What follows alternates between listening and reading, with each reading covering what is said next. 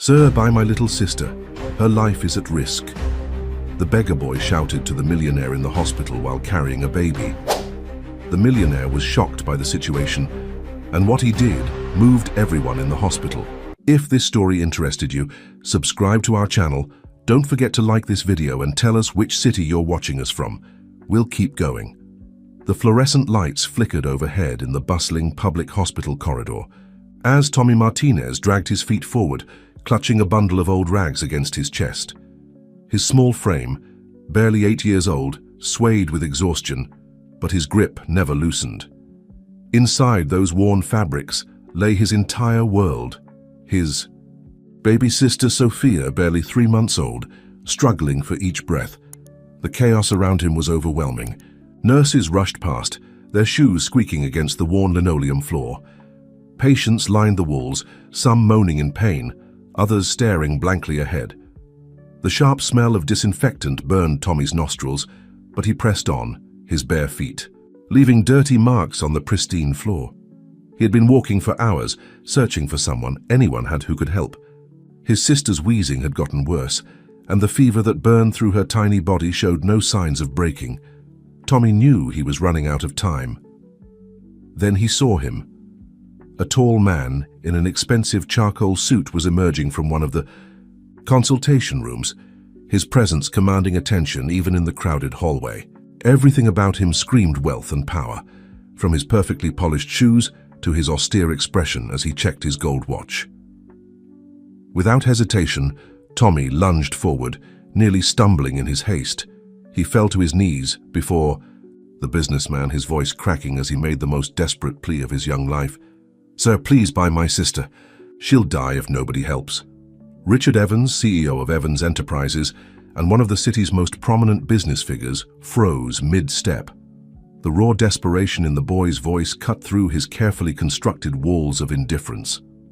For a moment, he simply stared at the dirty child at his feet, his mind struggling to process the bizarre request. "Get up, boy," Richard said, his voice stern but not unkind. "You can't sell people. It's not right." He tried to step around Tommy, but the child scrambled to block his path. "Please, sir. I'll do anything. She's so sick and I don't know what else to do." Tommy's arms trembled as he held up the bundle, revealing Sophia's flushed face. "Look at her, please. She's all I have."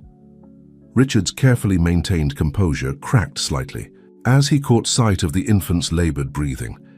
Something about the scene before him stirred long-buried memories, echoes of another child's desperate plea, another time when he had turned away. "Where are your parents?" he asked, already knowing he shouldn't get involved. These situations were never simple, never clean. Tommy's lower lip quivered. "They're gone, sir. It's just us now. We live in the old building by the river. I've been trying to take care of her, but she got sick and I don't know how to make her better." Richard closed his eyes briefly, fighting an internal battle. He had built his empire by making rational decisions, by never letting emotion cloud his judgment. He had passed countless children like Tommy on the streets, had learned to shut out their pleading eyes and outstretched hands. But something was different this time. Perhaps it was the way the boy wasn't begging for himself, but offering the only thing of value he had left in the world. Perhaps it was the quiet dignity in his desperation, or the way he held his sister, as if she were made of precious glass.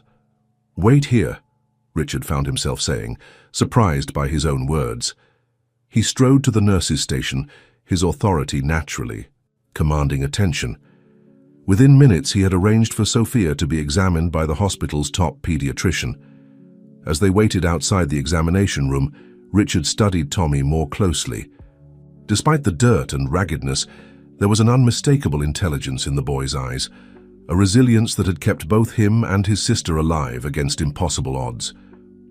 "You've been taking care of her by yourself?" Richard asked, his voice softer now. Tommy nodded, his eyes never leaving the examination room door. "I feed her milk when I can get it. I wrap her up warm at night. I sing to her when she cries." His voice broke. "But it's not enough, is it? I'm not enough." The words hit Richard like a physical blow. He recognized the weight of responsibility in the child's voice, the crushing fear of failure. It was a burden no 8-year-old should have to bear. The doctor emerged, her face grave but determined. Sophia needed immediate treatment, antibiotics, oxygen, proper care. Richard noticed how Tommy's small shoulders slumped with relief when he agreed to cover all expenses. But as he watched the medical team wheel Sophia away for treatment, Richard knew this wasn't over. He couldn't just pay the bill and walk away. The image of Tommy, standing alone in the corridor, lost and uncertain without his sister in his arms, made that impossible. "Show me where you live," Richard heard himself say, even as his rational mind screamed at him to stop, to turn around, to maintain the safe distance he had always kept from others' tragedies. The setting sun cast long shadows across the crumbling facade of the abandoned building, as Richard followed Tommy through a gap in the chain-link fence. Every step took him further from the world he knew, from the comfortable certainties of boardrooms and balance sheets.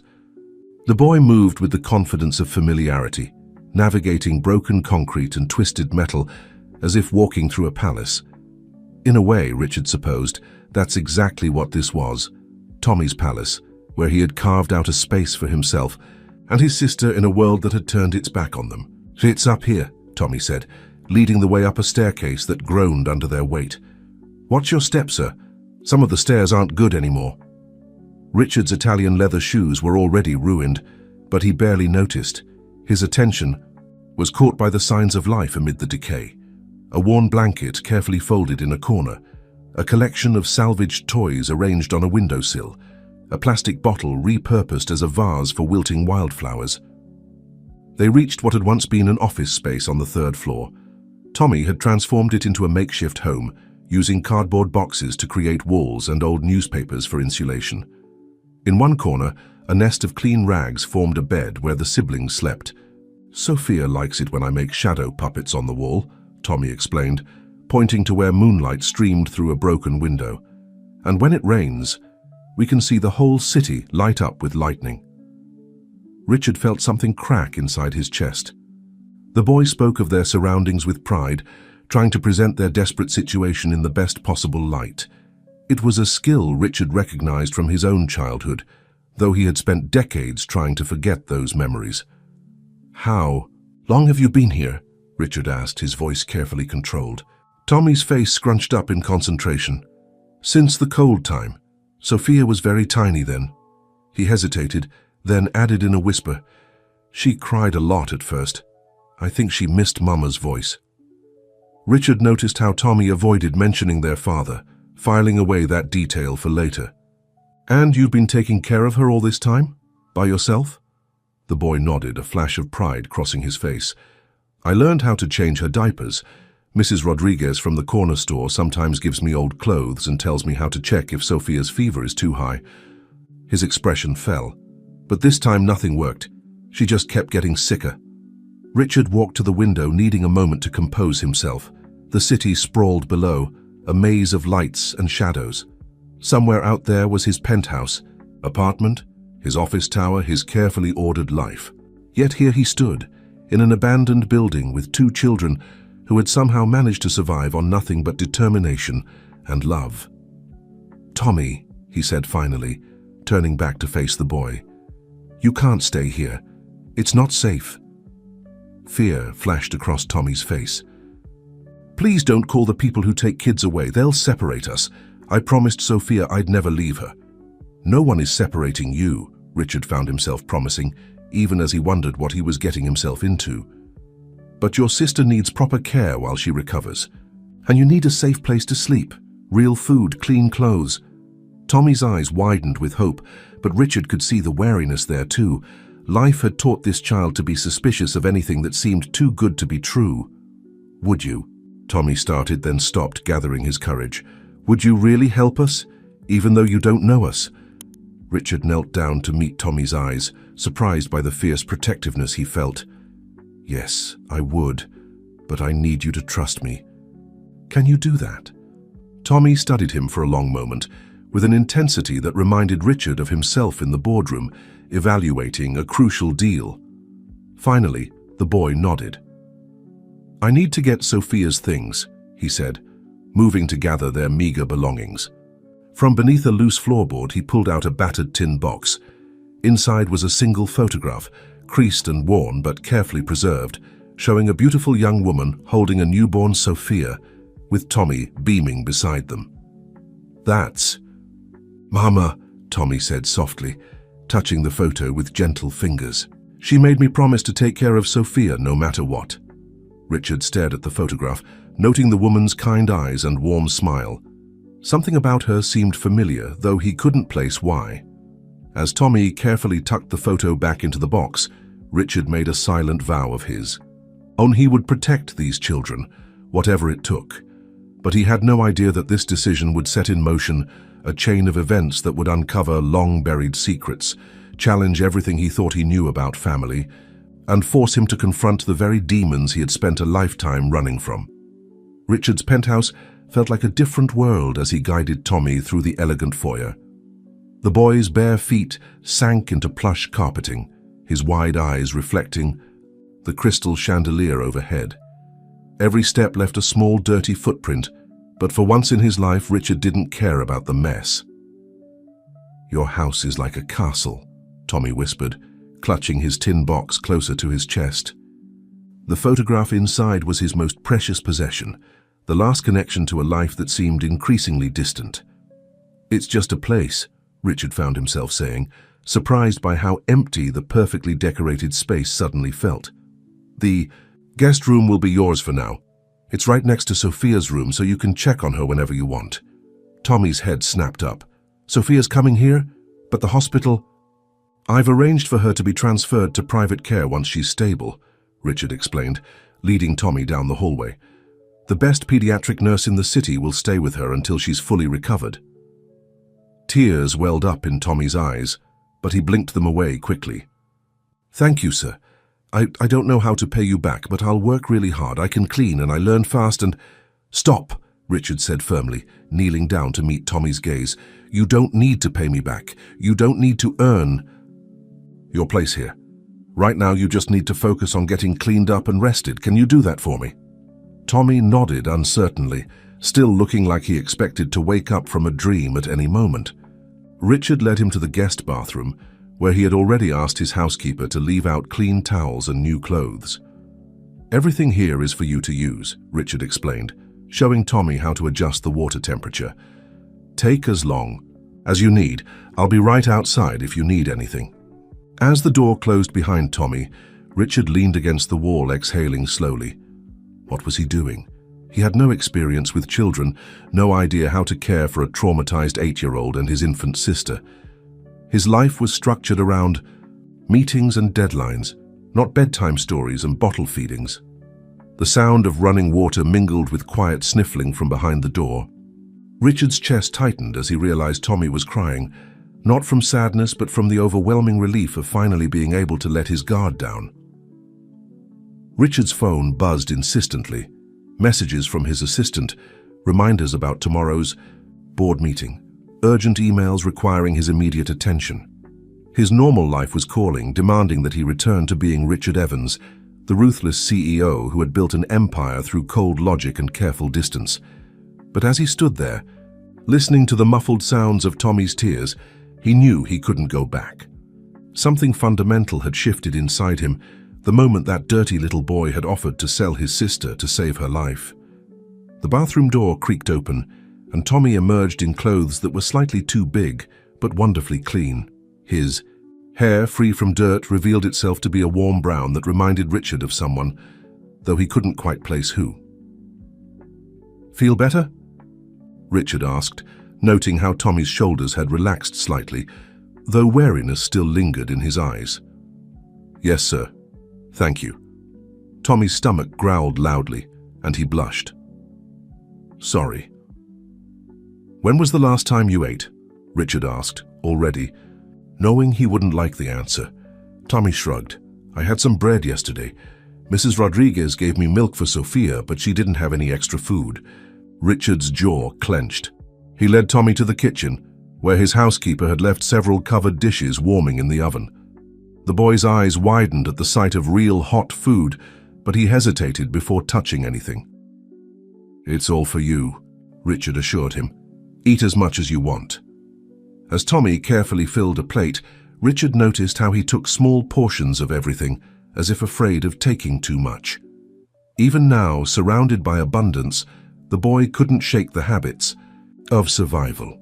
"Sir," Tommy asked between careful bites, "can we call the hospital just to check on Sophia?" Richard was already pulling out his phone. "Of course, and Tommy, you can call me Richard." The call to the hospital brought good news. Sophia was responding well to treatment, her fever finally breaking. The relief on Tommy's face was profound, years of worry momentarily lifting from his young features. But as Richard watched Tommy finally begin to relax, a nagging thought tugged at his mind.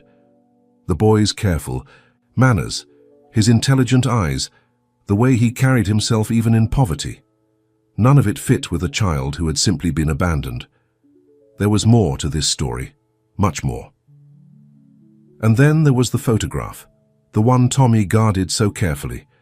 The woman's face haunted Richard's thoughts, stirring memories he couldn't quite grasp. Who was she, and why did he feel like he should know the answer? A knock at the door interrupted his thoughts. His assistant, Jennifer, stood in the doorway, her expression a mixture of concern and confusion. "Mr. Evans," Jennifer said, her professional demeanor slipping slightly as she took in the sight of Tommy at the kitchen counter. "I apologize for the late visit, but there's something you need to see immediately." Richard nodded, turning to Tommy. "I need to speak with Jennifer for a moment. Will you be okay here?" Tommy looked between them, then nodded slowly. Can I take some food to save for later?" The question broke Richard's heart all over. Again. "This is your home now, Tommy. The food will always be here when you're hungry. I promise." In his home office, Jennifer handed him a tablet. "Our security team flagged this. Someone's been asking questions about you at the hospital. A man claimed to be a relative of the children you helped today." Richard's blood ran cold as he read the report. A man matching Tommy's father's description had appeared at the hospital shortly after they left, demanding information about Sophia's whereabouts. When denied, he had become aggressive, requiring security to escort him out. "What did he say exactly?" Richard asked, his voice tight. Jennifer consulted her notes. "He said he was their father and had been searching for them. But sir, there's more. He mentioned knowing something about your past, something that would interest the media greatly." Richard's fingers tightened on the tablet. "Get our legal team working on emergency custody papers. I want guards posted at Sophia's hospital room immediately. And Jennifer, no one knows about Tommy being here, not yet." After Jennifer left, Richard returned to the kitchen to find Tommy had fallen asleep at the counter, his small frame finally surrendering to exhaustion. As Richard carefully lifted him to carry him to bed, Tommy stirred slightly. "Don't let him find us," Tommy mumbled in his sleep, his fingers clutching Richard's shirt. "Please don't let him take Sophia." Richard froze, his suspicions confirmed. The children hadn't been abandoned. They had escaped. But from what? And why did their father's threat about Richard's past send such a chill down his spine? Laying Tommy in bed, Richard noticed something had fallen from the boy's pocket. The photograph from the tin box. In the better light of the bedroom, Richard could finally see the woman's face clearly. The recognition hit him like a physical blow. Elena Martinez. The name came rushing back, along with a flood of memories he had spent 15 years trying to forget. She had worked for his company in the early days, handling international contracts. She had been brilliant, dedicated, and had discovered something she shouldn't have. The last time he had seen her, she had been pleading with him to help her expose a massive fraud scheme. He had refused, too afraid of losing everything he had built.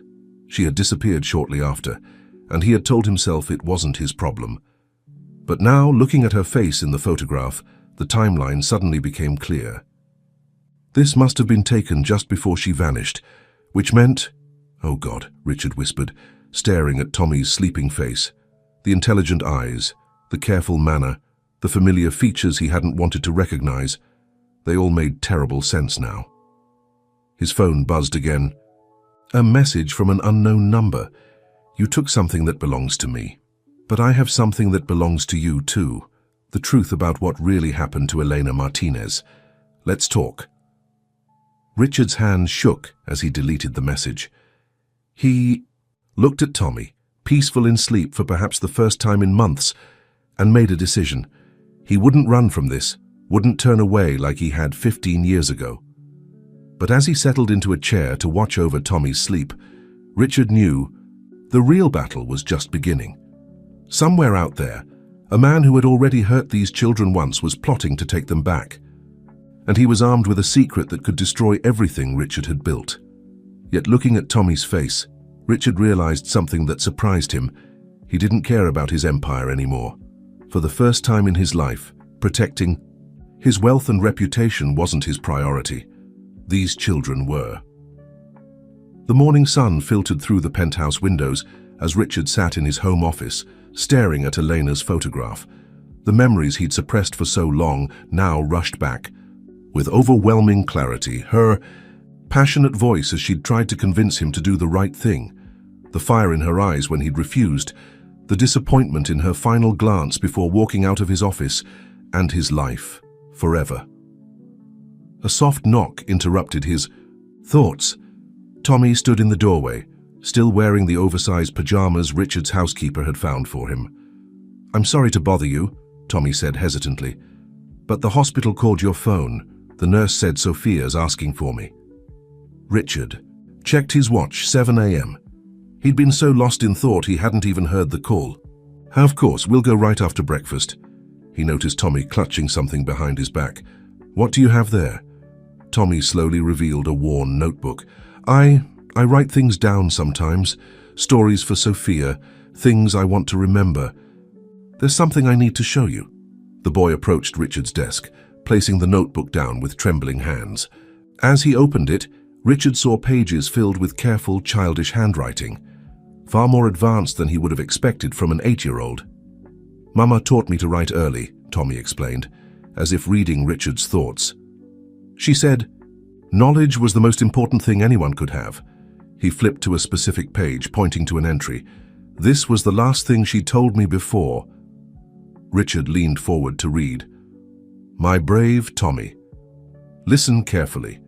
If anything happens, to me take your sister and run. Don't trust anyone who claims to be family. The truth is in the blue folder at Papa's office. Remember the lullaby, it's the key. I love you both so much. Stay strong, stay together." Richard's throat tightened. When did she write this? "She didn't write it. She told me, and I wrote it down after, the night before she disappeared." Tommy's voice wavered. "Papa said she left us, but I heard them fighting. He was angry about some papers she found." The pieces were starting to fit together, forming a picture that made Richard's stomach churn. Eleanor must have discovered something big, something worth disappearing for, something worth keeping her children hidden from their own father. "Tommy," Richard said carefully, "do you remember anything about the blue folder your mother mentioned?" The boy's face scrunched in concentration. "It was in Papa's home office. I tried to find it once, but he caught me. Tommy's voice trailed off, his hand unconsciously touching his arm, where Richard now noticed faded bruises. Anger flared in Richard's chest. "He won't hurt you again, Tommy, I promise you that." "But he's looking for us," Tommy whispered. "I heard the nurses talking at the hospital. He came asking about Sophia." "I know," Richard admitted, "but I have people watching over Sophia, and you're safe here. No one knows where you are." Tommy's eyes filled with tears. "He always finds us. Every time we try to hide, he finds us. That's why Mama said we had to split up. But I couldn't leave Sophia. I promised to protect her." Richard knelt before Tommy, placing his hands on the boy's shoulders. "Listen to me. Your father might have found you before, but things are different now. You have me, and I have resources he can't match. More importantly, I think I might know what your mother was trying to protect." 15 years ago, Elena had come to him with evidence of massive financial fraud within his company. She'd discovered a network of shell companies, fake contracts, and missing millions. Richard had dismissed her concerns, too focused on his company's rapid growth to question where the money was coming from. But Elena hadn't given up. She'd kept digging, and somewhere in that blue folder was proof that could bring down not just Tommy's father, but possibly Richard's entire empire.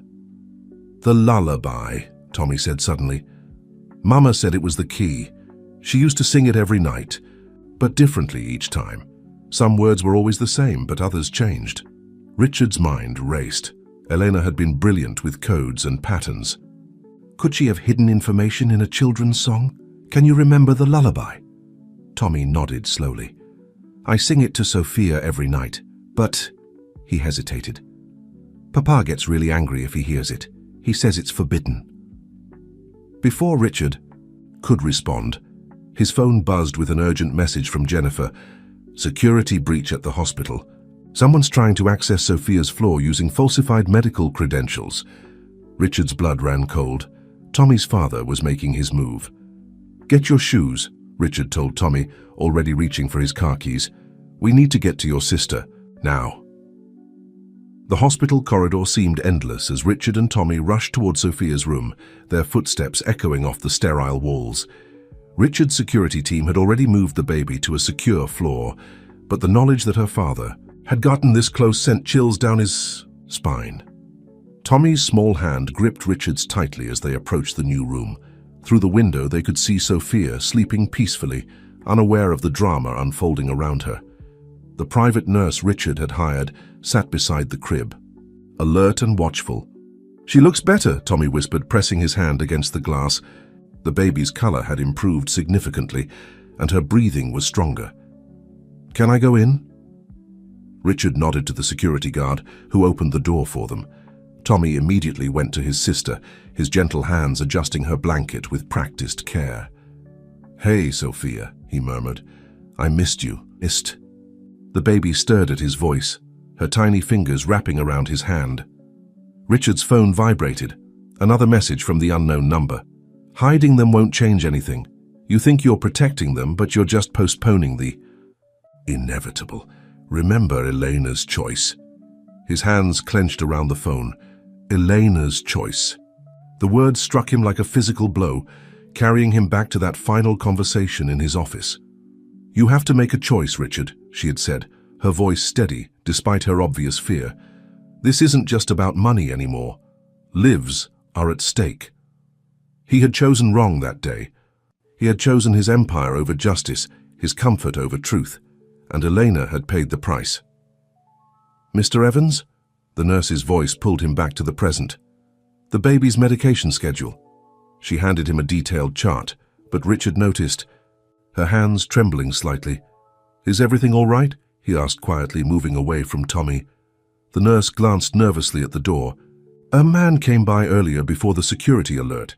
He said he was from hospital administration, asking about transfer papers for the baby. Something felt off, so I called security, but she hesitated. He knew things, details about the baby's, a condition that weren't in her chart. Richard's mind raced. Someone on the inside must be helping Tommy's father. But who? He had personally vetted all the medical staff involved in Sophia's care. A soft melody interrupted his thoughts. Tommy was singing to Sophia, his voice barely above a whisper. Moonlight dancing, secrets hiding, numbers flowing like the tide, 2, 3, 5 in darkness riding, find the place where truth resides. Richard froze. The numbers in the song, they seemed random, but Elena had been a master of patterns. Could this be what she meant about the lullaby being the key? Tommy, he called softly, does the song always use those numbers? The boy looked up, surprised. No, Mama changed. Them sometimes, but she made me memorize certain ones. She said they were special. Before Richard could ask more, his phone buzzed again. This time it was Jennifer. Sir, we have a problem. Someone's accessing our secure servers using old credentials, Elena Martinez's credentials.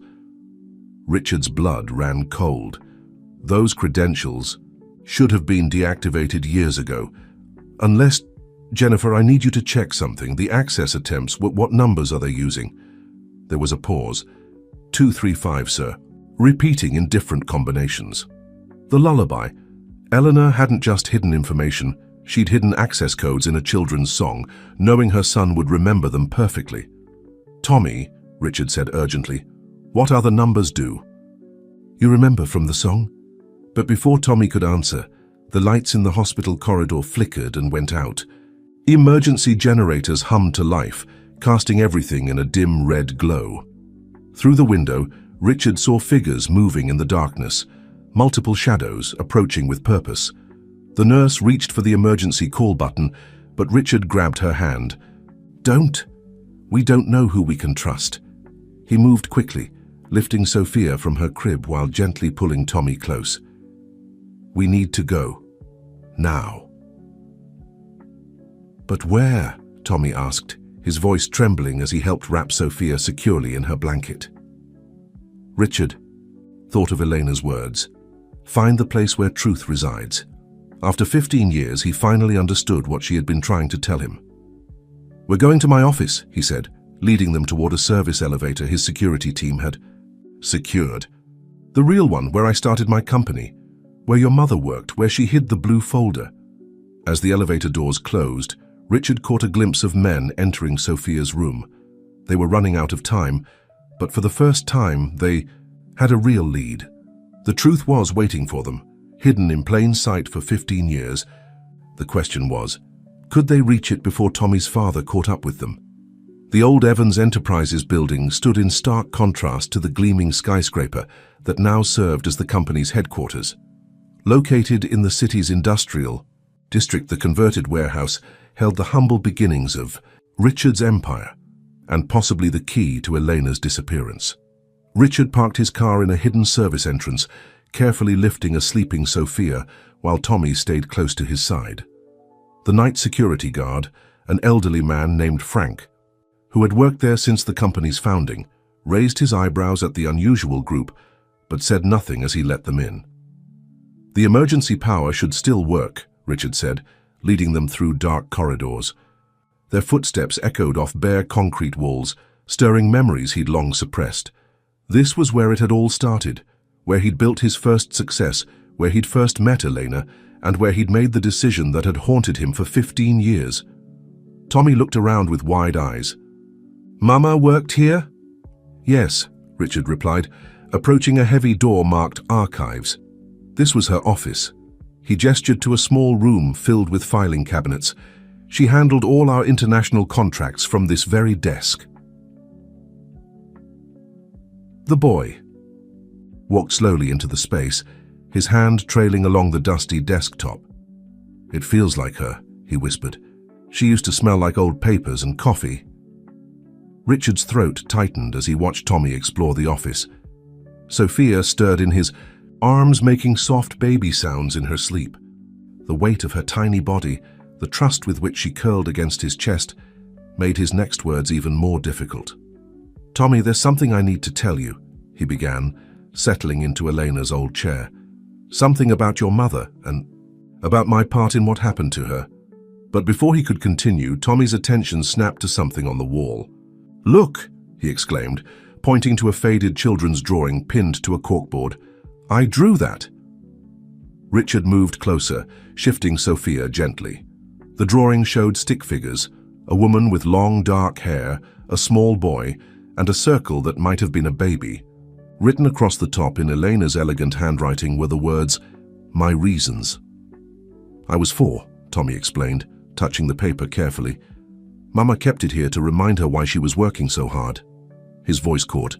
"She said we were her reason for everything." Richard stared at the drawing, remembering how Elena had always kept it in view while she worked. Even when she'd discovered the irregularities in the company's accounts, even when she'd been gathering evidence of the fraud, she'd kept this simple reminder of what she was fighting for. "The blue folder," Tommy said suddenly. "It has to be here somewhere." He began opening drawers, his small hands moving with desperate purpose. Richard set Sophia down in Elena's old chair, cushioning her with his jacket, and joined the search. They combed through years of archived documents, but found nothing matching Elena's description. "Wait," Tommy said, freezing in place. "The lullaby, Mama always emphasized certain words when she sang about hiding things." He closed his eyes, concentrating hard. "Above the tide, beneath the moon, behind the stars we hide our tune." Richard looked up at the ceiling, understanding dawning. The ceiling tiles. Elena always said the best hiding place was in plain sight. He quickly found a stepladder in the corner and climbed up. The ceiling tiles were standard office panels, but one near Elena's desk was slightly discolored. Richard pushed it aside and reached into the dark space above. His fingers touched something. A folder. As he pulled it down, a photo slipped out. Elena with a much younger Tommy standing in front of a small house.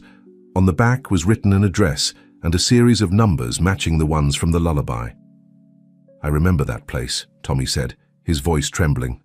"It was before Papa changed, before Mama found the bad things he was doing." Richard opened the folder with shaking hands. Inside were documents, USB drives, and a sealed envelope with his name on it. But what caught his attention was a small, red notebook, its pages filled with Elena's handwriting. As he began to read, his face drained of color. "Oh God," he whispered. The evidence was far worse than he'd imagined. The fraud hadn't just been about money. It was about human trafficking, about using the company's legitimate shipping contracts to hide something much darker. A sound at the door made them both jump. Frank, the security guard, stood there, but his familiar, friendly expression was gone, replaced by something cold and calculating. "I really wish you hadn't found that," he said, reaching inside his jacket. "The boss has been waiting 15 years to get those documents back." Richard's blood ran cold as he realized their mistake. Frank wasn't just a loyal employee. He was working for Tommy's father, and they were trapped. Time seemed to slow as Richard assessed their situation. The archive room had no other exits. Sophia was still sleeping in Elena's chair.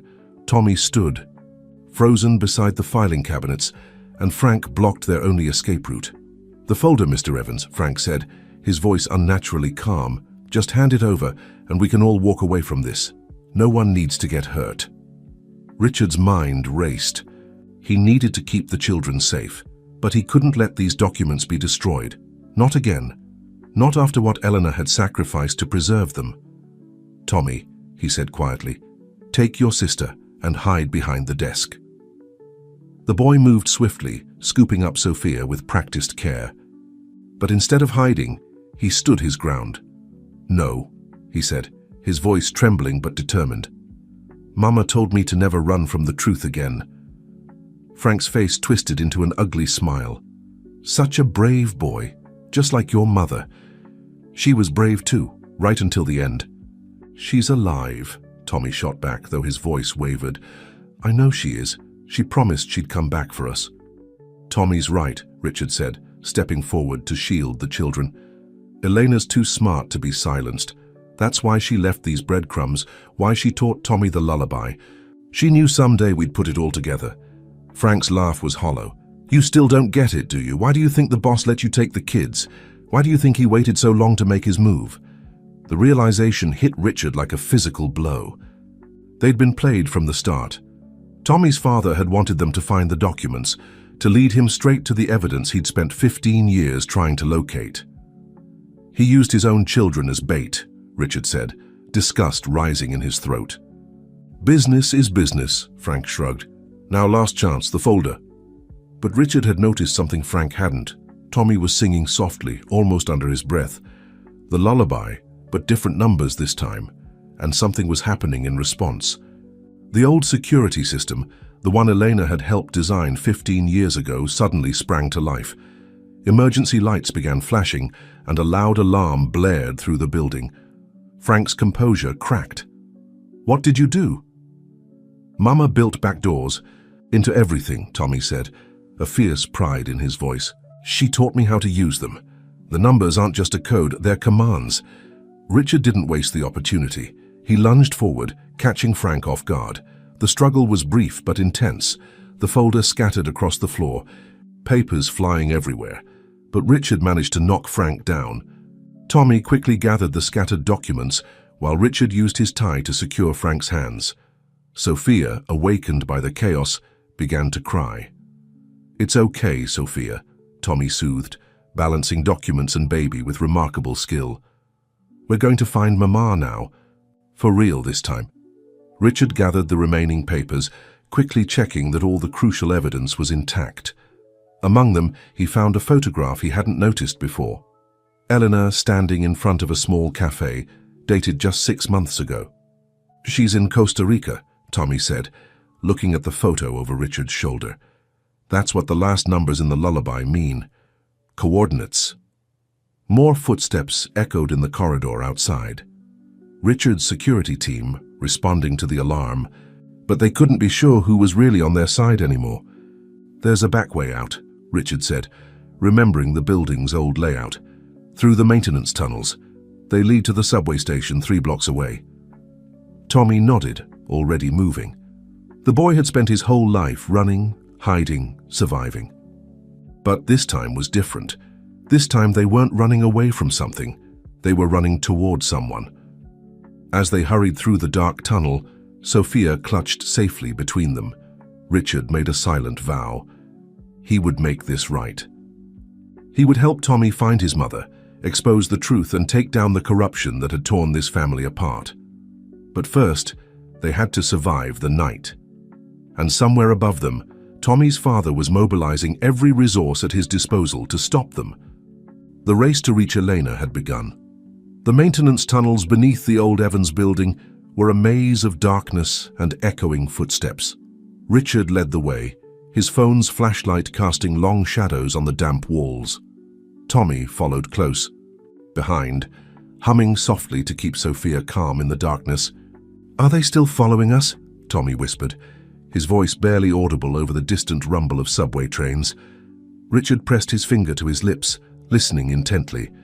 The sounds of pursuit had faded, but he couldn't be sure if that was good news or bad news. Frank's people might have lost their trail, or they might be setting up an ambush ahead. "We need to be careful," Richard said softly.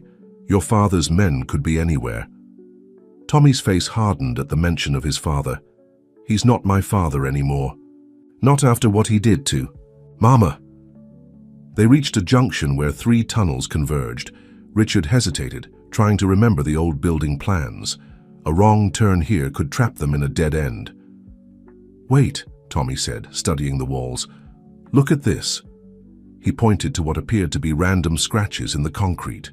But as Richard looked closer, he realized they formed a pattern, numbers similar to the ones in Elena's lullaby. "Your mother left markers," Richard breathed, amazed once again by Elena's foresight. "She must have used these tunnels." Tommy nodded excitedly. "She told me stories about secret passages, but I thought they were just bedtime tales. She said if we ever got separated, follow the numbers, and they'd lead to her." Richard examined the markings more carefully. They weren't just directions, they were dates. Eleanor had been here recently, updating the markers. She was leaving them a trail. Sophia chose that moment to let out a hungry cry, the sound echoing alarmingly through the tunnels. Tommy quickly pulled out a bottle from his backpack. He had thought to grab supplies during their escape. "Shh, Sophia," he whispered, feeding his sister with practiced care. "We have to be quiet now, like when we played hide-and-seek with Mama." Richard watched the boy tend to his sister, marveling at his resilience. Tommy had been forced to grow up too fast, but he had never lost his gentleness, his capacity for love. A distant sound made them all freeze, voices growing closer. Richard quickly guided them into a small maintenance alcove, pressing back against the cold wall. Sophia, as if sensing the danger, fell silent. "They went this way," a gruff voice called. "The baby's cry came from down here." "The boss wants—" "Are them alive?" another voice responded. "Especially the boy, he knows the codes." Tommy's hand found Richard's in the darkness, squeezing tight. Richard squeezed back, trying to convey reassurance he didn't quite feel. They were running out of options. But then Tommy started humming again, not the lullaby this time, but a different tune. His free hand traced the numbers on the wall, following a pattern only he could see. Suddenly, a section of the wall behind them shifted with a quiet, grinding sound.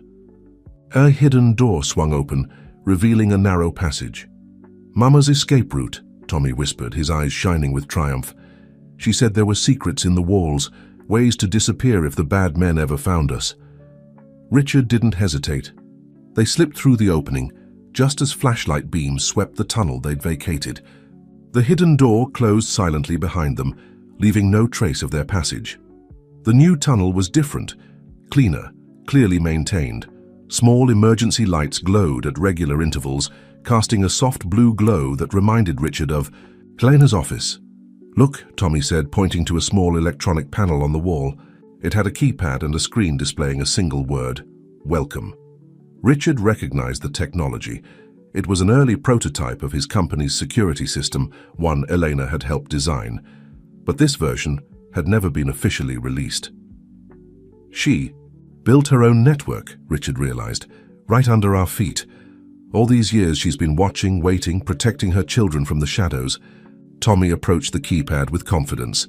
"Mama said when we found her secret path we should follow the starlight home."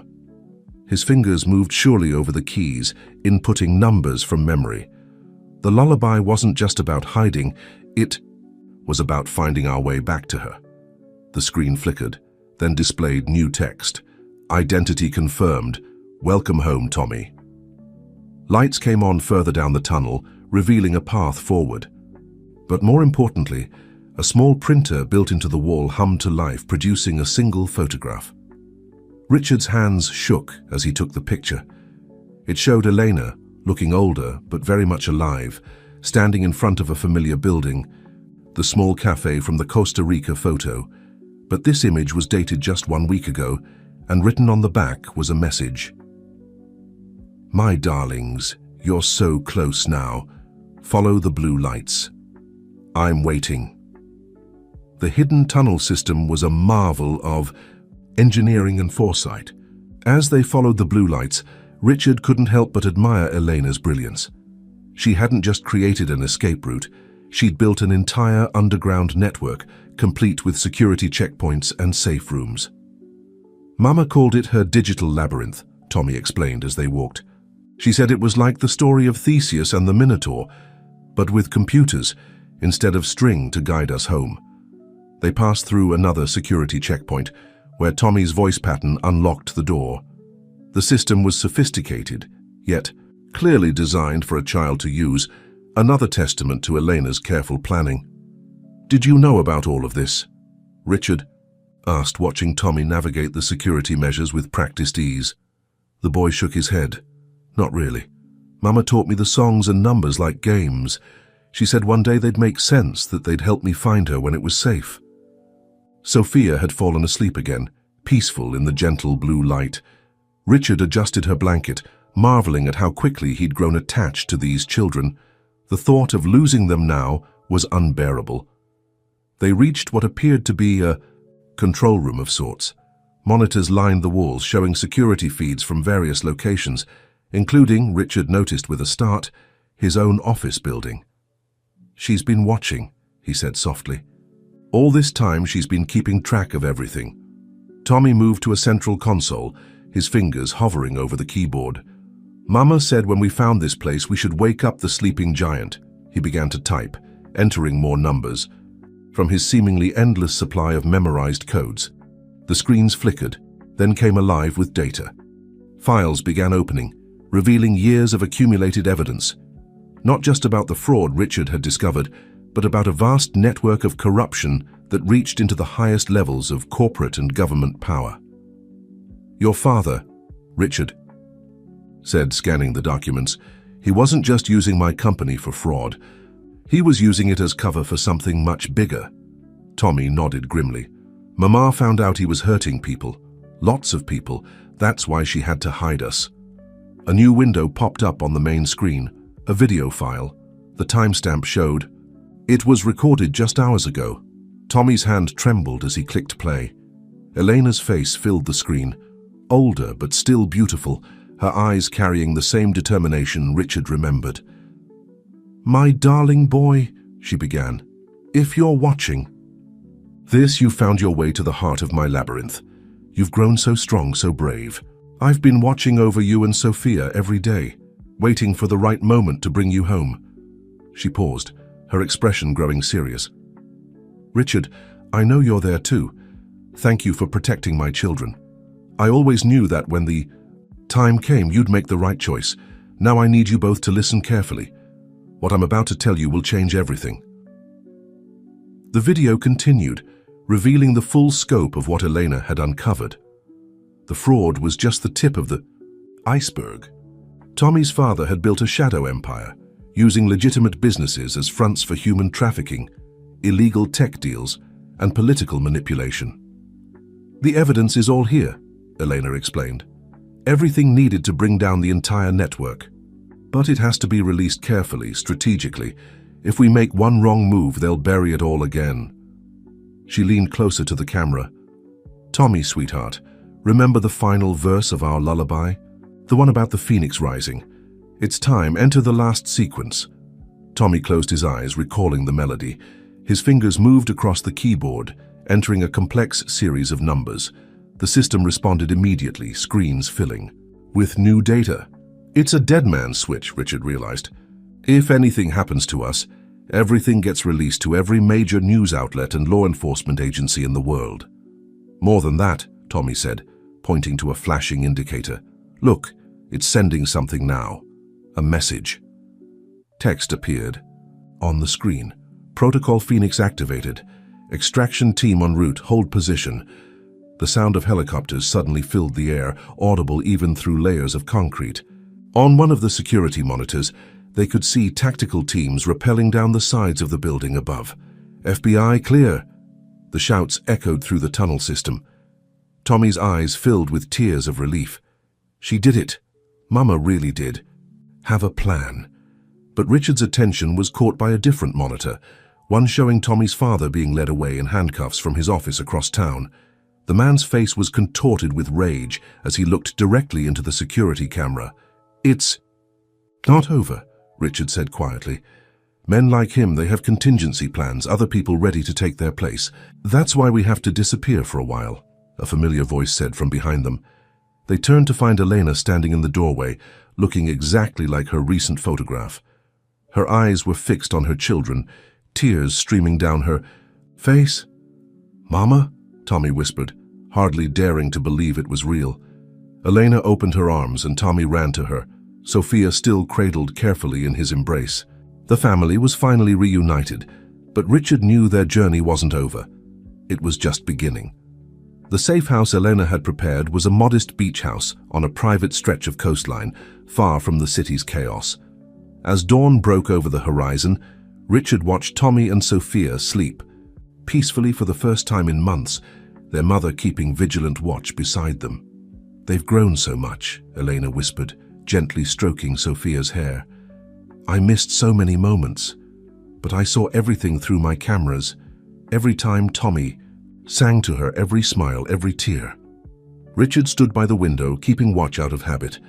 The FBI had assured them this location was secure, but years of corporate politics had taught him to never take safety for granted. "Why didn't you come to me sooner?" he asked, the question that had been burning in his mind since their reunion. "I could have helped you." Elena's eyes met his, carrying years of unspoken pain. "Could you have?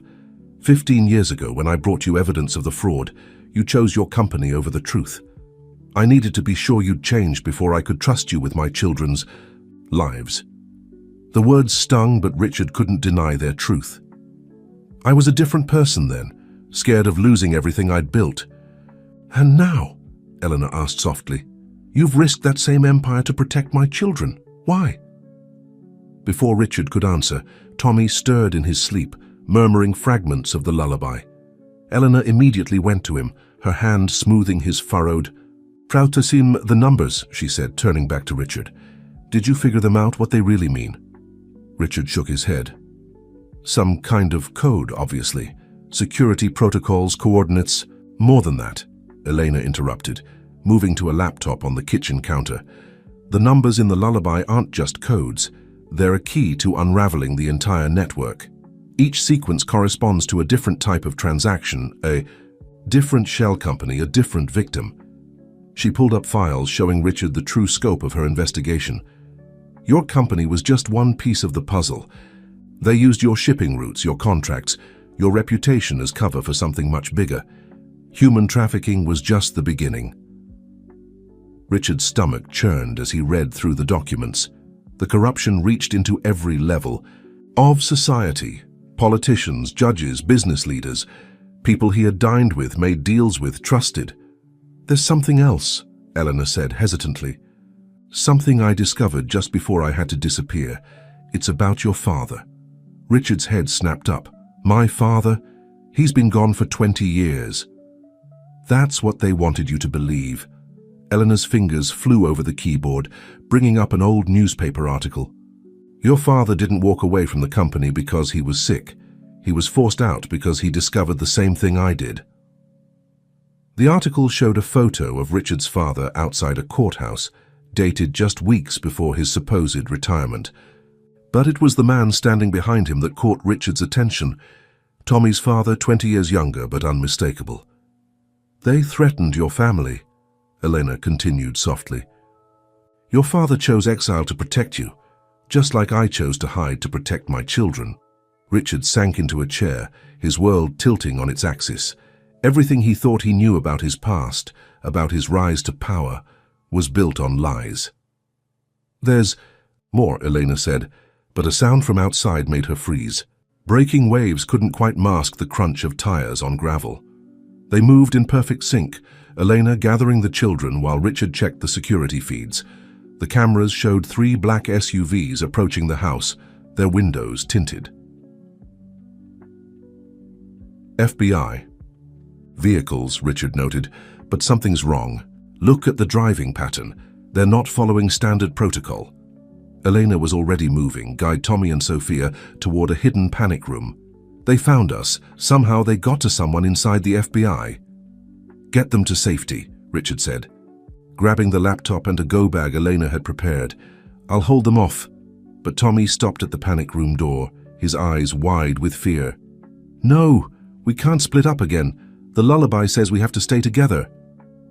Elena and Richard exchanged glances, years of unspoken history passing between them in an instant. The boy was right. Dividing had nearly destroyed this family once before. "Together then," Elena decided, pulling a small device from her pocket. "But we're not running. It's time to activate Protocol Sundown." Tommy's eyes lit up with understanding. "The final failsafe? But Mama, you said that was only for when we're ready to end this once and for all," Elena finished. "Richard, are you with us?" Richard looked at this makeshift family, the woman he had failed once before, the children who had brought him redemption, the truth that had waited 15 years to be told. "Together," he said firmly, as the sound of footsteps approached the front door. Eleanor's fingers moved swiftly over the device, a specially modified tablet that looked innocent enough but contained the power to bring down empires. Tommy stood beside her, instinctively understanding what she needed, reciting strings of numbers from the lullaby that now revealed their true purpose as encryption keys. "The first wave goes to social media," Elena explained as she worked. "Thousands of bot accounts we've had dormant for years, each programmed to release specific pieces of evidence. They can't stop them all." Richard cradled Sophia, keeping her quiet as heavy footsteps circled the house. Through the windows he could see figures in FBI jackets taking up positions, but their movements were wrong, too aggressive, too uncoordinated. For real federal agents. "Second wave targets financial markets," Elena continued. "Every fraudulent transaction, every shell company, every bribe, all exposed simultaneously. The entire network will collapse within hours." "And the third wave?" Richard asked, though he suspected he knew the answer. "Justice," Tommy said, solemnly, his young voice carrying the weight of years of hiding. "Mama built a special program. It finds the people they hurt and helps them get home." A loud knock at the door made Sophia whimper. Richard held her closer, humming softly. He had learned the lullaby too over these past few days. "Federal. Agents, open up." Elena's smile was fierce as she pressed the final sequence. "They're too late. Protocol Sundown is already activated. In 3 minutes, everything goes public." The door burst open and men in tactical gear poured in. But Elena, Richard and the children made no move to run. They stood together, facing their attackers with calm determination. "Step away from the computer," the lead agent ordered, his voice carrying a hint of desperation. "It's over." "You're right," Elena agreed, holding up the tablet so they could see the countdown. It is over, but not the way you think. The fake agents' radios crackled with urgent voices.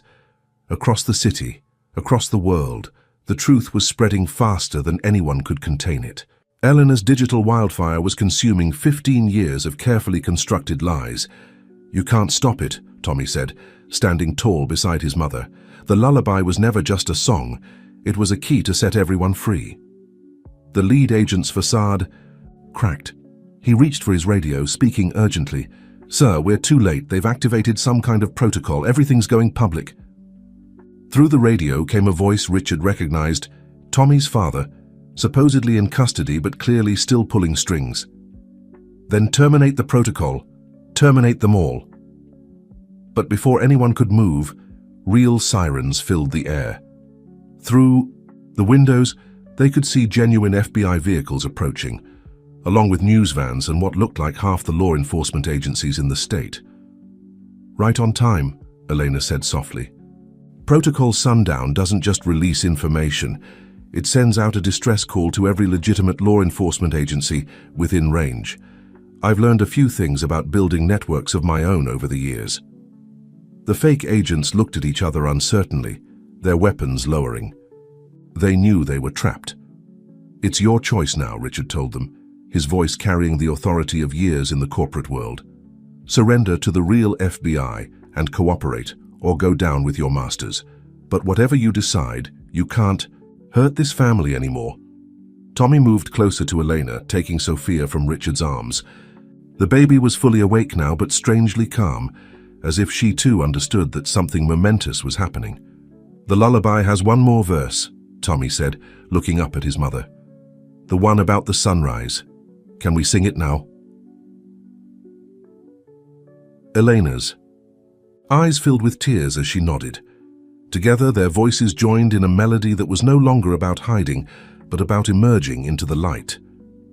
Richard found himself humming along, his deep voice harmonizing with theirs, as the sound of justice arriving filled the air outside. The countdown on Elena's tablet reached 0, and the world began to change.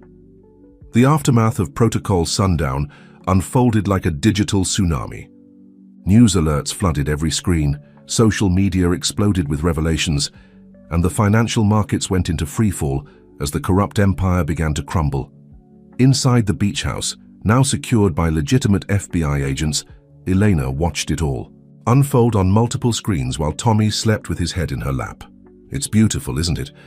she said softly to Richard, who stood beside her reviewing the chaos. 15 years of preparation all coming together perfectly. Richard nodded, still processing the scope of Elena's plan. "You didn't just gather evidence. You built a complete shadow network to counter theirs. Every corrupt connection they made you matched with a legitimate one." "I had to," Elena replied, gently stroking Tommy's hair. "They had power, money, influence. I needed something stronger. Truth, justice, and the unbreakable love of a mother for her children." Sophia stirred in her portable crib, and Richard automatically moved to check on her. The ease with which he had fallen into caring for these children still surprised him. "You knew, didn't you?" he asked Elena. "You knew I would help them when Tommy came to the hospital." Elena's smile was gentle but knowing. "I hoped. I'd been watching you for years, seeing how the weight of your secrets wore on you. When Tommy told me about a kind man in an expensive suit who couldn't turn away from a crying baby, I knew my waiting was over." A senior FBI agent entered the room, her face grave but respectful. "Ms. Martinez, we've confirmed your intel was accurate. Arrests are being made across 12 countries. But," she hesitated, "we've lost contact with the transport carrying James Martinez, Tommy's father." Richard felt his fists clench. "He escaped?" "No," Elena said calmly, her eyes on one of her screens. "He's exactly where I expected him to be. The transport losing contact was part of the plan." Richard and the FBI agent both stared at her. Elena continued typing, bringing up a new set of surveillance feeds. "James thinks he's being rescued by his backup team. In reality, they're my people, leading him straight to his own hidden vault of evidence."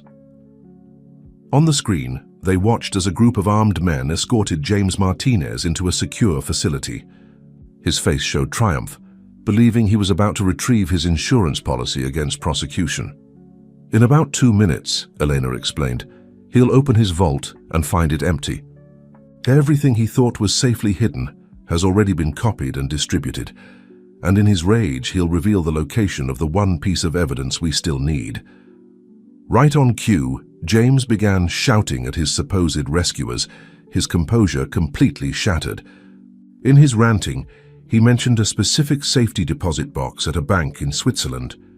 The FBI agent was already on her radio, coordinating with international authorities. But Richard noticed something else. Tommy was awake, watching the screen, with wide eyes. "It's really over?" the boy asked, his voice small. "He can't hurt us anymore?" Elena hugged him close. "It's over, my brave boy. All those numbers you memorized, all those songs we sang, they were pieces of the puzzle. You helped bring down the bad men by simply remembering your lullaby." Tommy's face brightened with pride, but then turned serious. "What about Mr. Evans? Will he have to go away like Papa?" Richard felt his heart stop. In the chaos of exposure, his own role in the original cover-up would surely come to light. He had been complicit, even if by inaction rather than direct involvement. But Elena was already shaking her head. Richard made his choice when he chose to protect you children. His testimony about the original fraud, combined with his recent assistance, grants him immunity. The prosecutor agreed weeks ago. "You thought of everything," Richard said, amazed once again by her foresight. "Almost everything," Eleanor admitted. "I didn't expect—" She paused, looking at him with an expression he couldn't quite read. "I didn't expect you to become so important to us." The moment was interrupted by Sophia's happy gurgle. The baby was reaching out to Richard, her tiny hands grasping at the air. Without thinking, he lifted her up and she immediately snuggled into his shoulder. "See?" Tommy said wisely. "Sophia knows he's family now." The word family hung in the air between them, full of possibility. But before anyone could respond, Elena's screens lit up with a new alert. The Swiss bank vault had been opened, revealing the final piece of evidence, a complete list of every person involved in the trafficking network, including powerful names that had so far remained hidden. "Launch the final protocol?" Tommy asked, already moving to the computer. Eleanor looked at Richard, a question in her eyes.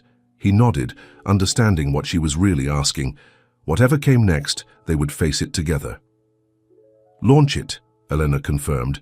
"It's time for the whole truth to come out." The sun was setting over the ocean when the last of the FBI agents finally left the beach house. The day's events had made headlines worldwide. Corrupt networks exposed, trafficking victims rescued, powerful figures led away in handcuffs.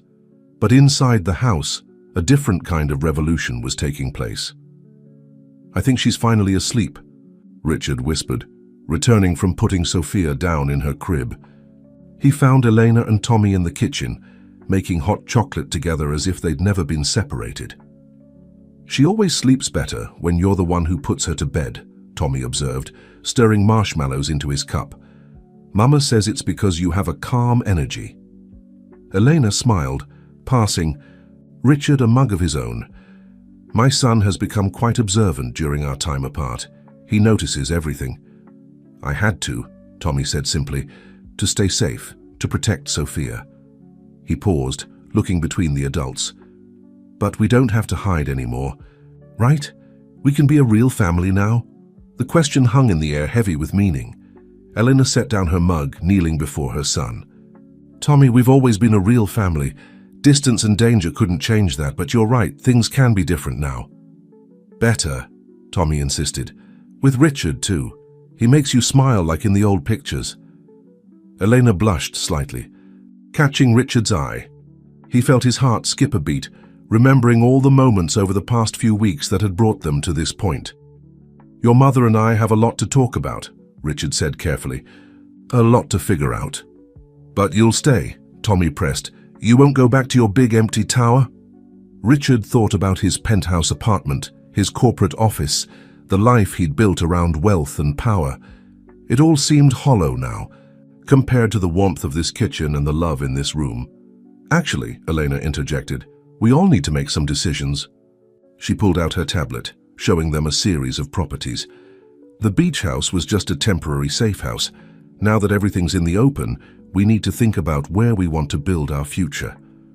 Tommy leaned forward, studying the images. These are all near the ocean. I thought we could use a fresh start, Elena explained. Somewhere peaceful, where Sophia can grow up playing in the sand, where you can go to a real school, make friends. Where we can all heal, Richard added softly. Elena's eyes met his, filled with warmth and something more. Yes, all of us. Tommy was quiet for a moment, processing. But what about your company, Richard? And Mama's computer network? Don't you have to stay in the city? Richard laughed. Companies can be run from anywhere these days. And your mother's network? Well, I think she's proven she can monitor anything from any location. Besides, Elena added, the most important network isn't digital. It's the connections between people who love each other, who protect each other. Like us, Tommy said confidently. Then he yawned, the day's excitement finally catching up with him. Time for bed, young man, Elena said, standing up. We have a big day tomorrow. As she led Tommy to his room, Richard moved to the window, watching the waves crash against the shore. So much had changed in such a short time. His company would need restructuring, his life would need rebuilding, but for the first time in years, he felt truly alive. Elena returned a few minutes later, standing beside him at the window. Penny, for your thoughts? I was just thinking about choices, Richard replied. 15 years ago, I made the wrong one. I chose safety over justice, security over truth. And now? Now I choose family, he said simply. If you'll have me. Elena's hand found his, their fingers intertwining naturally. I think that choice was made the moment you helped a desperate little boy save his sister. From down the hall came the soft sound of Tommy singing the lullaby to himself as he fell asleep. But the words were different now. Not about hiding and running, but about home and love and new beginnings. We'll need to be careful, Elena warned. There are still people out there who lost everything today. They might seek revenge. Richard squeezed her hand. Let them try. We're stronger together than they could ever be alone. A baby monitor on the counter lit up as Sophia made a small sound in her sleep. They both turned to look at it, then at each other, sharing a smile that held all the promise of tomorrow. 3 months had passed since Protocol Sundown, and the world was still adjusting to its revelations. In a cozy beachfront home on a private stretch of coastline, Richard sat at his new home office reviewing the latest reports from his company's restructuring. The sound of laughter drew his attention to the window. On the beach below, Tommy was teaching Sophia to build sandcastles, while Elena watched from a beach chair, her laptop never far from reach. The scene was so peaceful, it was almost possible to forget the storms they'd weathered to get here. Almost. His phone buzzed with a message from Jennifer, his ever-reliable assistant. Urgent news. James Martinez was found. Richard's heart raced as he opened the attached article. After escaping during the chaos of Protocol Sundown's activation, Tommy's father had vanished. Now, 3 months later, he had been discovered trying to cross the Canadian border with false documents. You're worried, Elena's voice came from the doorway. She had an uncanny ability to sense when something was wrong. James was caught, Richard said simply, showing her the message. They're bringing him in. Elena's face remained calm, but her hands tightened slightly on her laptop. We knew this would happen eventually. He's too arrogant to stay hidden forever. Should we tell Tommy? Tell me what? Tommy stood in the doorway, sand still clinging to his feet. His face had filled out in the past months, healthy food and regular meals replacing the gaunt look of his hiding days. Eleanor and Richard exchanged glances. They had promised never to lie to the children, to always treat them with the respect they'd earned through their bravery. They found your father, Elena said gently. He's in custody. Tommy absorbed this news with remarkable composure. Will he try to take us away again? No, sweetheart, Elena assured him, pulling him close. He has no power anymore. All the evidence is public now, and his entire network has been dismantled. Besides, Richard added, you have us now. The adoption papers were finalized last week. Legally, you and Sophia are protected. The adoption had been Elena's idea, a way to ensure the children would have a guardian they trusted if anything ever happened to her. Richard had agreed immediately, his heart having claimed them as his own, long before any legal document made it official. Tommy nodded thoughtfully. Can we still go to the aquarium today? Sophia's been excited about seeing the dolphins. Richard marveled at the boy's resilience. After everything he'd been through, Tommy had somehow maintained his ability to focus on joy, on family, on the simple pleasures of being a child. Of course we can, Elena smiled. Go get cleaned up and we'll leave in an hour. After Tommy left, Elena turned to Richard. There's something else, isn't there? Something about James that's worrying you more than his capture. Richard nodded, pulling up another document on his computer. Before he was caught, he managed to transfer a large sum of money to an unknown account. The transaction patterns match those used by his old network. You think he still has allies out there, Elena concluded, her fingers already moving across her laptop keyboard. People who might want revenge, or people who might want to continue his work, Richard added grimly. The trafficking network was generating billions. Someone might try to rebuild it. Elena's screen filled with code as she accessed her monitoring systems. My network is still active, watching for any signs of their old patterns. If anyone tries to restart the operation, we'll know. But, Richard prompted, hearing the hesitation in her voice, but we might need to be more proactive, she admitted. James knows things about the company, about your father, about what really happened 15 years ago, if he decides to talk. Let him, Richard said firmly. I've made peace with my past mistakes. The truth can't hurt us anymore. Elena smiled, touching his hand. The truth is what set us free. But there's still one piece of it we haven't shared. Something I discovered just before implementing Protocol Sundown. She opened a file on her laptop, showing him a series of documents that made his blood run cold. Your father didn't just disappear 20 years ago. He's been working against James's network the entire time, building his own resistance movement. He's alive, Richard whispered, staring at surveillance photos that clearly showed his father, older but unmistakable, meeting with government officials in various countries. Very much alive, Elena confirmed, and he wants to meet his grandchildren. The implications of this revelation threatened to overwhelm Richard, but a squeal of laughter from outside brought him back to the present. Sophia had discovered a seashell, and Tommy was helping her examine it with all the seriousness of a young scientist. When? Richard asked, his eyes still on the children. He's been waiting for my signal that it's safe, Elena replied. I could send it today if you're ready. Richard watched his family on the beach, the woman he had grown to love, the children who had changed his life, and the promise of reconciliation with a father he had thought lost forever. After the aquarium, he decided. Let's give the kids their dolphin day first. Elena's smile was radiant as she kissed him softly. Always thinking of them first. You've become quite the father yourself. Outside, Tommy had started singing the lullaby to Sophia, but the words were different now. A song of family found rather than family lost. The aquarium was a marvel of blue light and floating shapes, but Richard found himself watching the children more than the marine life. Tommy held Sophia up to each tank, patiently explaining the different fish species, his knowledge clearly bolstered by the marine biology books Elena had been buying him. Look, Sophia, Tommy exclaimed, pointing to a graceful manta ray gliding past.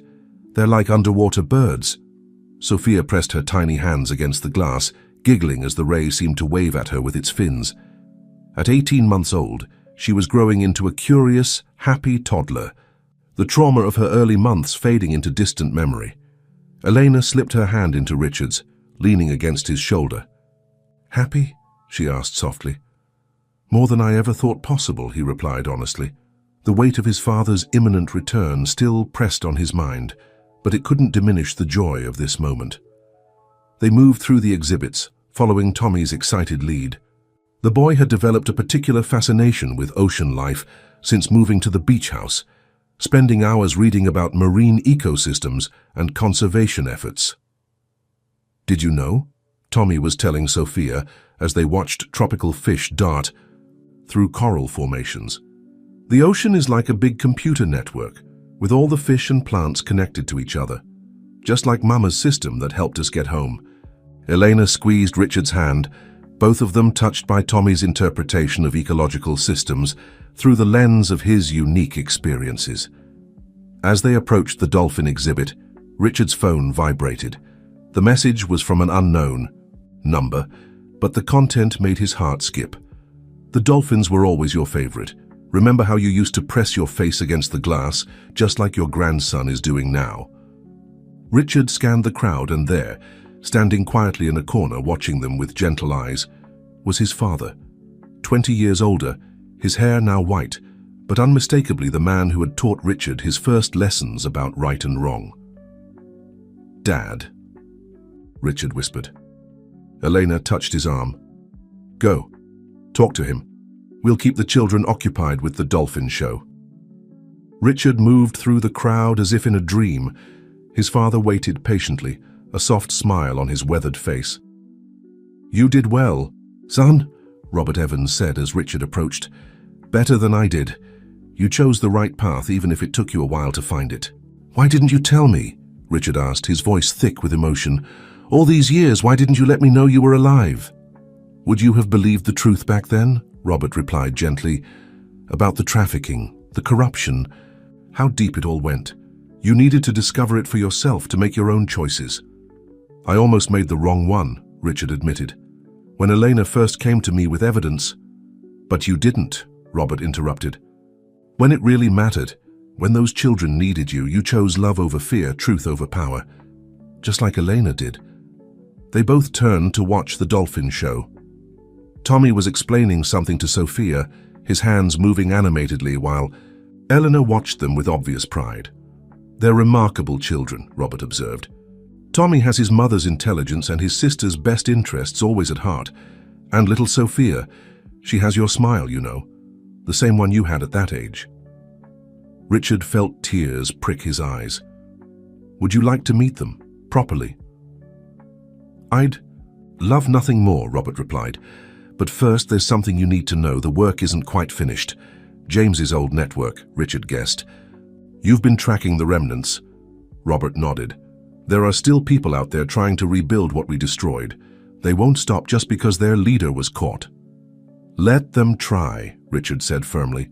"We're stronger now. Together." "Yes, you are," Robert agreed, pride evident in his voice. "And now you have me too, if you want." Richard's answer was interrupted by an excited shout. "Richard, the dolphins are doing tricks. You're missing it." Tommy was waving from the front row, his face lit with joy. Sophia bounced in Eleanor's lap, clapping her tiny hands at the aquatic display. "Go," Robert said softly. "Be with your family.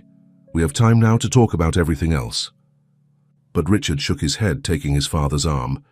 "Come with me. Meet your grandchildren. The rest can wait." As they joined Elena and the children, Tommy looked up curiously at the older man. Something in Robert's gentle eyes must have resonated with the perceptive boy because he suddenly smiled. "You look like Richard," Tommy observed. "Are you his papa?" "I am," Robert replied, kneeling down to the boy's level. "And I hear you're quite good with numbers and codes." Tommy's eyes lit up. "Mama taught me. Want to hear the lullaby? It's different now. It's about family and dolphins and love." Robert glanced at Richard, who nodded encouragingly. As Tommy began to sing softly, his voice mixing with the sounds of splashing water and happy dolphins, Richard felt the last pieces of their family puzzle finally falling into place. The reunion at the aquarium had marked the beginning of a new chapter for the extended family. Robert Evans had moved into a cottage near the beach house, becoming a regular part of their daily lives. His experience in fighting corruption, combined with Elena's technical expertise and Richard's business acumen, created a formidable team dedicated to preventing the revival of James's network. One peaceful morning, as Robert taught Tommy to fish off the private dock, Elena's monitoring systems triggered an alert. She sat at her command center, frowning at the screens as Richard entered with Sophia in his arms. "What is it?" he asked, recognizing the concern in her expression. "Multiple hits on our warning system," Elena replied, her fingers flying over the keyboard. "Someone's trying to access the old network's communication channels. They're using new encryption, but the patterns are familiar." Richard settled Sophia in her play area before joining Eleanor at the monitors. "James's people?" "No," Elena said grimly. "This is different, more sophisticated. Look at these signatures."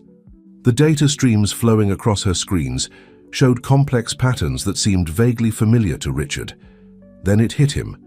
They resembled the security protocols his own company had used back before Elena had exposed the corruption. "These are corporate security measures," he said slowly. "High-level ones." Elena nodded. "Someone with access to major corporate resources is trying to rebuild the network, not from the criminal side, but from the legitimate business world." A soft knock at the door made them both turn. Tommy stood there, his fishing lesson apparently finished. His expression was serious beyond his years. "I know those patterns," he said quietly. "Papa used to make me memorize them before Mama helped us escape. He called them business insurance." Richard and Elena exchanged concerned glances. They had been careful not to discuss the ongoing investigation around the children, wanting to give them a chance at a normal life. But Tommy's unique knowledge could be crucial. "What do you remember about them, sweetheart?" Elena asked gently. Tommy approached the screens, his eyes scanning the data with remarkable comprehension. "They're like puzzle pieces. Each part connects to something else. Papa said they were worth more than money."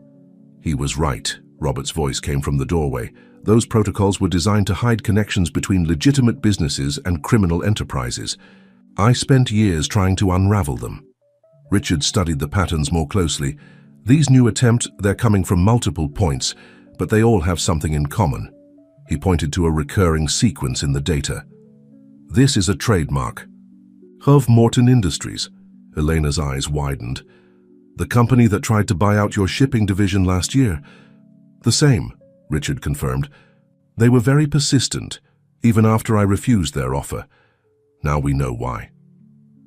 "They're trying to recreate the smuggling routes," Robert concluded, "using legitimate business acquisitions to rebuild the trafficking infrastructure."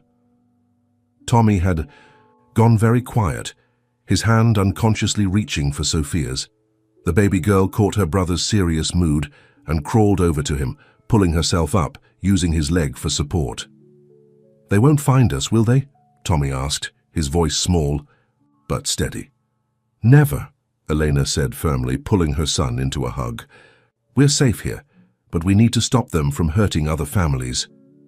Richard watched the embrace, his heart aching for the burden of knowledge these children carried, but then he noticed something in Tommy's expression, not fear, but determination. "The lullaby had more verses," Tommy said suddenly. "Parts Papa didn't know about. Mama added them later when she was teaching me about the network." Elena straightened, her eyes sharp with interest. "What kind of verses, Tommy?" "About the money, trails, how to follow them back to their source." Tommy closed his eyes, recalling the melody. "Through shadows deep and waters wide, follow where the numbers hide." Robert was already moving to another computer, pulling up financial records. The boy's right. The patterns in his song, their financial tracking codes. "Elena, you, brilliant woman, you hid the keys to tracking their money in a child's lullaby." "Not just tracking," Elena said, her fingers moving faster over the keyboard. "Those codes could let us freeze their assets before they can establish new routes." Richard's phone buzzed, an urgent message from his corporate security team. Morton Industries had just launched a hostile takeover bid for Evans Enterprises. "They're making their move," he said grimly, "trying to force their way in through the front door." But Eleanor was smiling, a fierce, triumphant expression. "Let them try. What they don't know is that we've been waiting for this.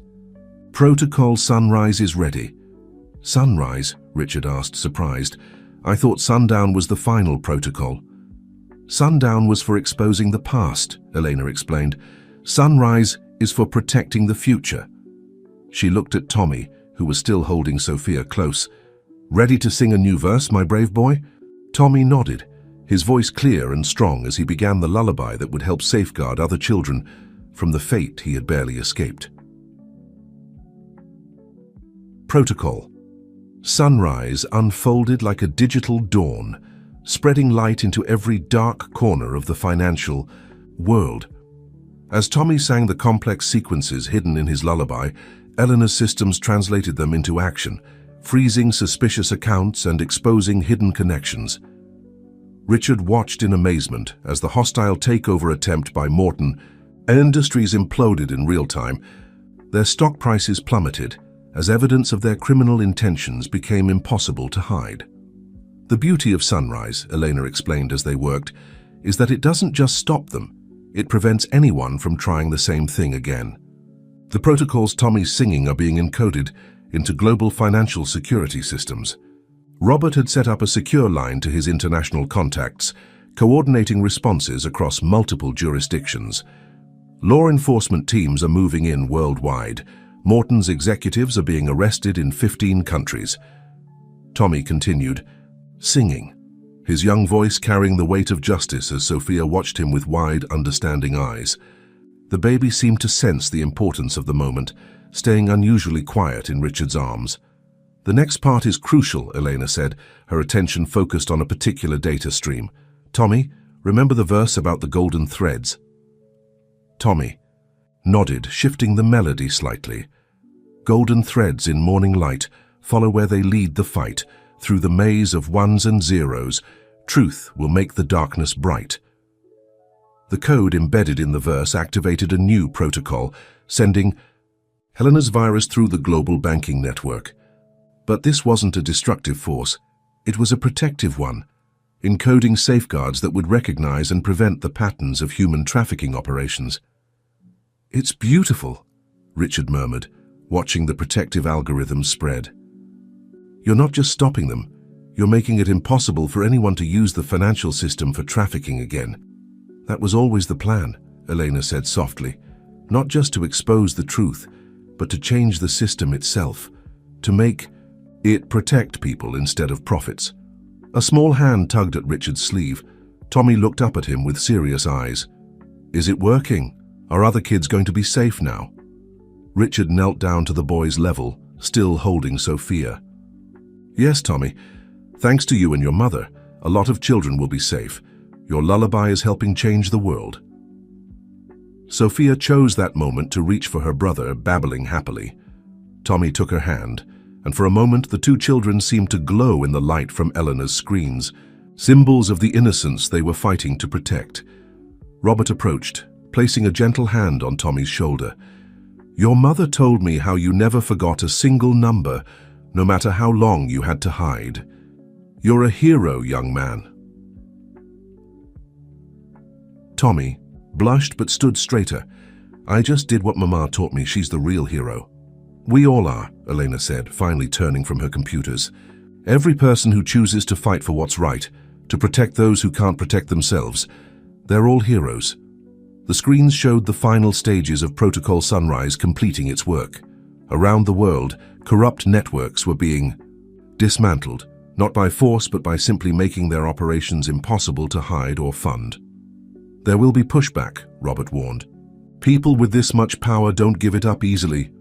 Let them try, Richard said firmly.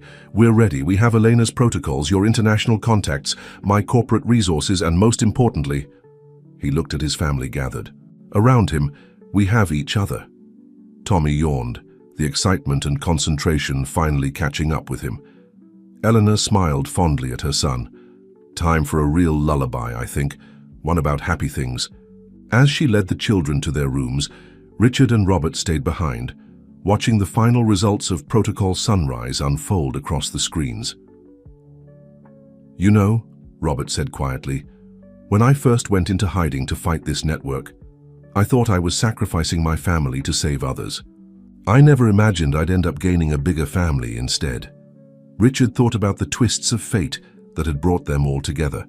A desperate boy in a hospital corridor, a brave woman who never stopped fighting for justice, and a baby whose innocent need for protection had sparked a revolution. Family, he realized, is what makes all of this worth fighting for. From down the hall came the soft sound of Elena singing to the children, not codes or protocols now, but a simple song of love and safety and home. In that moment, as Protocol Sunrise completed its work, around the world, Richard knew that they had achieved something even greater than justice. They had created hope. 6 months after Protocol Sunrise, the beach house had transformed into a true home. Family photos lined the walls, Sophia's artwork decorated the refrigerator, and Tommy's marine biology projects filled a special shelf in the living room. The scars of the past were healing, replaced by the warmth of new memories.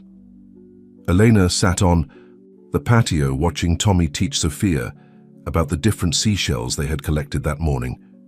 Her laptop was open beside her, but for once she wasn't monitoring global security networks. Instead, she was writing a children's book, the story of a brave boy and his baby sister, told in a way that would inspire without frightening. The publisher loved the first draft, Richard said, joining her with 2 cups of coffee. They think it could help other children who've been through trauma. Eleanor accepted the coffee gratefully. Tommy helped me with it. He said it was important to show that even scary stories can have happy endings.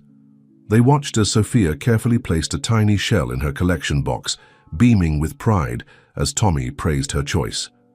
At 2 years old, she was growing into a cheerful, confident toddler, her early trauma transformed into resilience by the love that surrounded her. "Mr. Evans," Tommy called out. Using the formal name he still sometimes fell back on when excited. "Can we show Sophia the surprise now?" Richard checked his watch and nodded. Perfect timing. Grandpa Robert should be here any minute. The surprise had been weeks in the planning. A small tide pool they had created at the edge of their private beach, carefully stocked with local sea life that Tommy could use to teach Sophia about marine ecosystems. Robert had helped design it, drawing on his engineering background to ensure it would be safe and sustainable.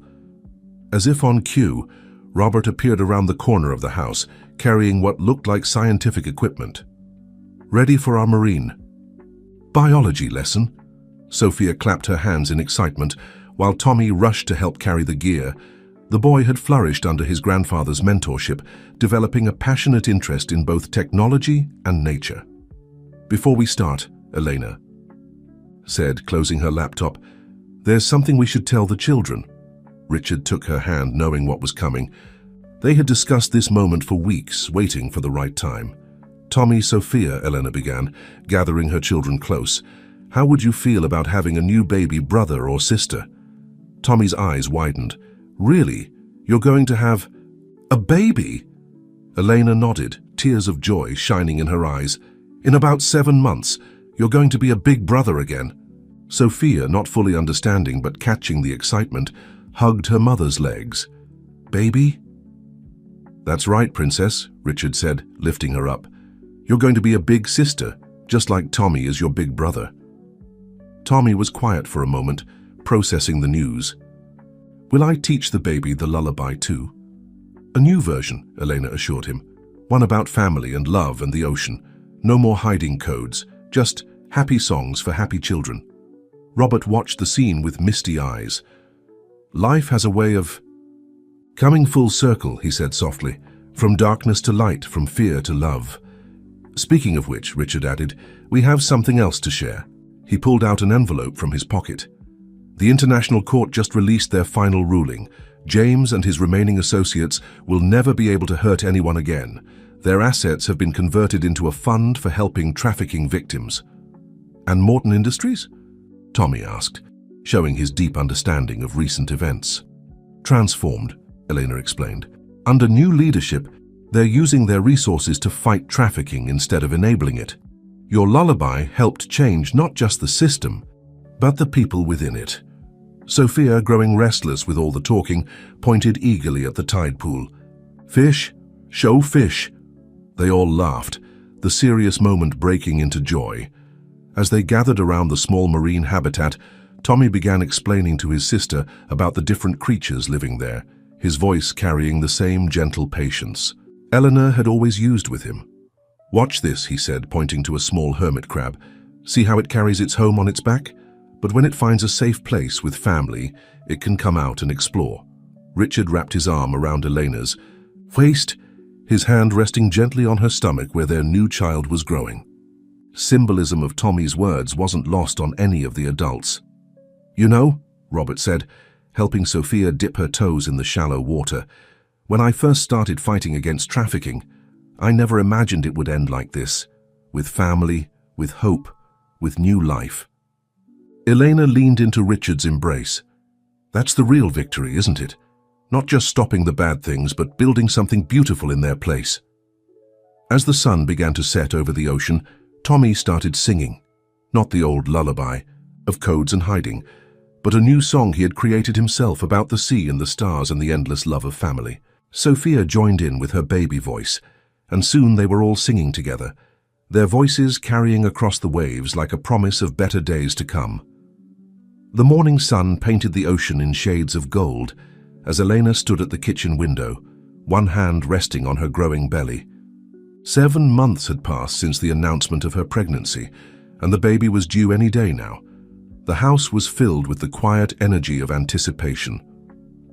Tommy sat at the kitchen table, carefully wrapping a small package, a gift for his new sibling. Inside was a handmade book where he had written down all the safe, happy versions of the lullaby, illustrated with his own drawings of their family and the sea. "Do you think the baby will like it?" he asked, meticulously tying a blue ribbon around the package. "The baby will love it," Elena assured him, "just like Sophia loves the songs you sing to her." As if on cue, Sophia's voice floated down from upstairs, where Richard was helping her get dressed. The 3-year-old was singing her own version of Tommy's ocean songs, mixing up the words but capturing perfectly the joy behind them. Robert arrived just as Richard and Sophia came downstairs, carrying a small aquarium. "A welcome gift for the new arrival," he explained, setting it up in the living room.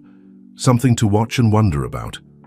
Inside, tiny seahorses danced among swaying seaweed, their graceful movements almost hypnotic. Sophia pressed her face against the glass, enchanted. "Pretty," she declared, "for baby." The family gathered around the aquarium, watching the peaceful scene within. These quiet moments had become precious to them all, reminders of how far they had come from the days of fear and hiding. "I had a dream last night," Tommy said suddenly, "about Mama's old office and all the computers and the scary times, but it wasn't scary anymore. In the dream, all the screens showed pictures. Save our family instead of codes." Eleanor hugged him close. "That's because those times are over, sweetheart. The codes did their job. They helped us find our way to this new life." Richard watched his family with pride. The past year had brought changes he could never have imagined when he first met a desperate little boy in a hospital corridor. His company had been transformed, now leading global efforts to protect vulnerable children. Robert had emerged from hiding to become a beloved grandfather. And Elena. Elena had not only given him a family, but had shown him what real strength looked like. She had turned her trauma into triumph, her fear into fierce protection, and her technical brilliance into a force for good that would protect children for generations to come. "I've been thinking," Tommy said, still working on his gift. "When the baby comes, can I be the one to teach them about the ocean, like Grandpa taught me?" "Of course," Richard replied. "You'll be an amazing teacher, just like you are with Sophia." Sophia nodded seriously. "Tommy, best teacher. Show baby fish and shells." The morning light strengthened, filling the room with warmth. The seahorses in their new aquarium cast dancing shadows on the walls, creating patterns that reminded them of gentler codes, nature's own algorithms of beauty and grace. "You know what today is?" Elena asked softly. 1 year ago exactly. A brave little boy walked into a hospital, holding his baby sister and hoping for a miracle. Tommy looked up from his wrapping. "And we found one. We found you and Richard and Grandpa." "No, my darling," Eleanor said, tears shining in her eyes. "You were the miracle. Your courage, your love for your sister, Your perfect memory of every code I taught you, you saved us all. Richard moved to stand behind Elena, his hands joining hers over their unborn child. Sophia climbed into Tommy's lap, and Robert watched, them all with grateful eyes. "Should we sing the new lullaby?" Tommy suggested, "the happy one about our family?" And so they did, their voices joining in harmony as the sun rose higher over their beach house sanctuary. The song spoke not of hiding or running, but of love and trust and the unbreakable bonds of family. It was a song of triumph, of healing, of new beginnings. As they sang, Elena felt the baby move, as if responding to the music. Soon there would be another voice joining their chorus, another heart beating in rhythm with their song of love and redemption. The past could not be changed, but it had led them here, to this moment, this family, this love. And in the end, that was the greatest victory of all.